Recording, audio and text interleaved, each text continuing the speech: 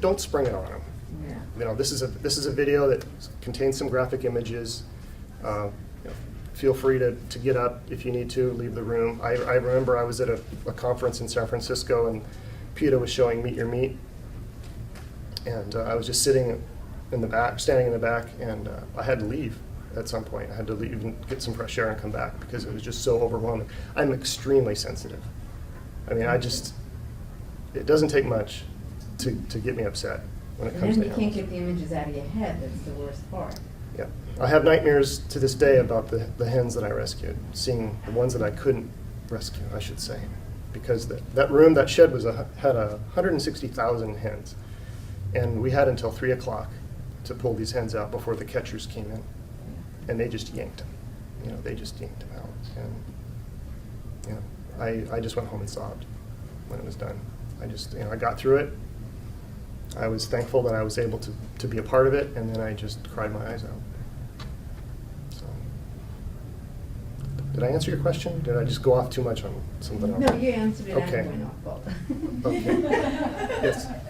Right now I'm doing a permaculture internship, and when topics of like global warming or deforestation or water pollution come up, I've brought up the role in the livestock industry that Right. plays in those, the major role it plays. Right. But I've been getting negative reactions each time I bring it up, and they'll often give this sort of ideal permaculture model where the animal is raised humanely and, there isn't the major water pollution from a factory farm kind of thing. So they kind of throw that at me like, oh, well, see, here's a perfect sustainable model in which, and I retort back at them and say, well, that's not really true and it's still unnecessary cruelty. But I'm having a hard time, and I say it's a leading cause of global warming, water pollution, and and major deforestation. That's like not enough for them. Like, Yeah. even though I'm like at a place where we're supposed to be all about like sustainability, if I say it's the leading cause of global warming, they're like, oh, it's Yeah. like irrelevant. It's not fitting into the permaculture narrow view. Right. Yeah. Well, I don't think it's sustainable, the model they're talking about. Having this so-called humane meat, which is such a horrible oxymoron. I don't believe that model is sustainable, that you can feed the world. We can't even feed the world with what we're doing now. So, limiting, the model that they're talking about is limiting, I think, and that's not going to work. But to your other point about cruelty, you're right. They can't argue that.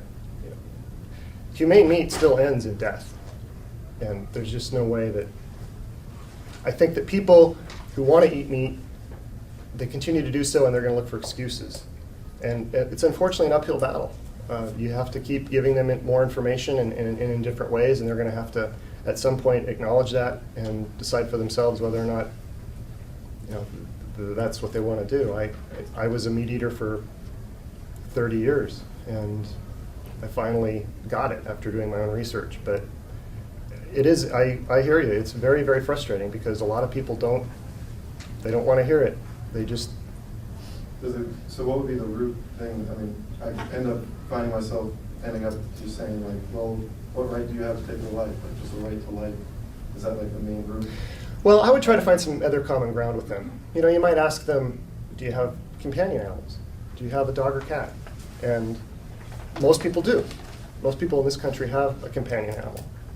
And then you could explain, well, you could talk about some of the cruelty that farmed animals or vivisection, animals in vivisection labs experience.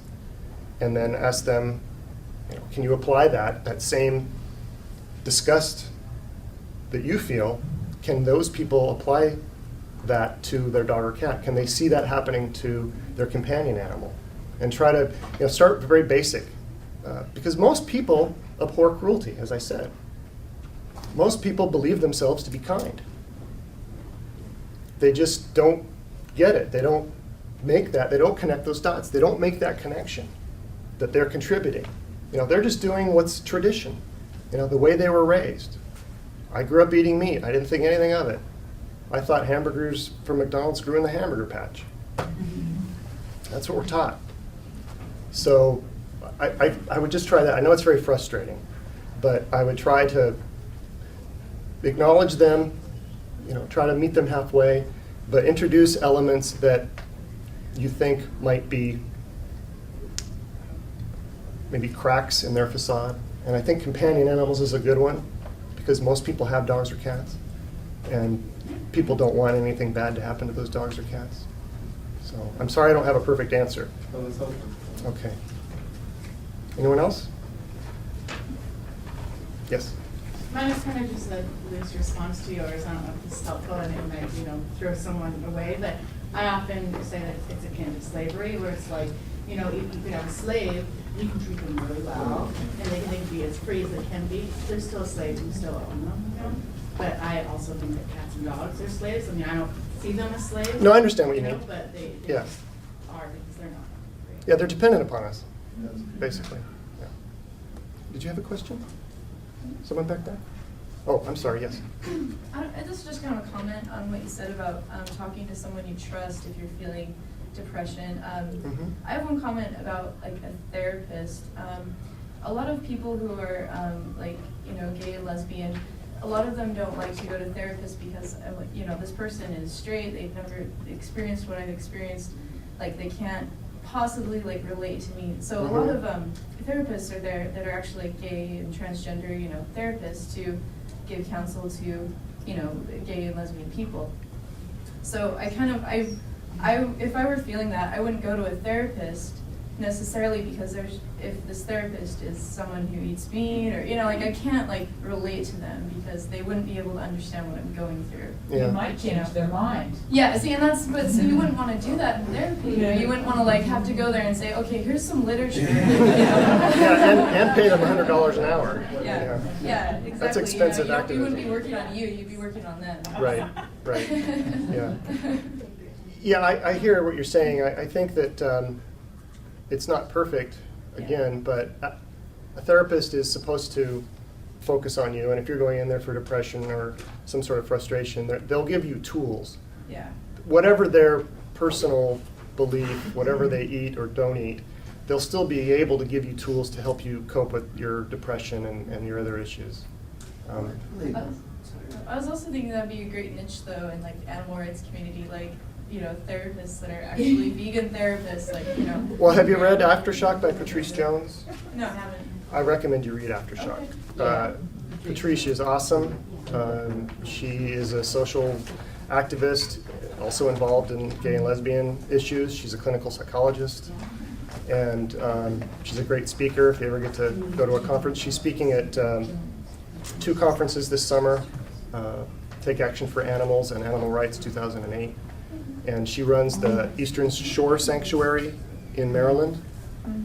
I don't have her website address off the top of my head, but her book is Aftershock, and it's about dealing with depression and these other issues. It's bravebirds.org, I think. Bravebirds.org. Bravebirds.org. That's the I think it's that's the website. Yeah, I think it is. Yeah. Okay. Anyone else? Oh, Vita. I just want to make a suggestion on the environmental thing. Is to really, the thing that sometimes works, not all the time, but to find out what somebody's really interested in, and then go find the animal issue that you want to address with them from somebody they trust.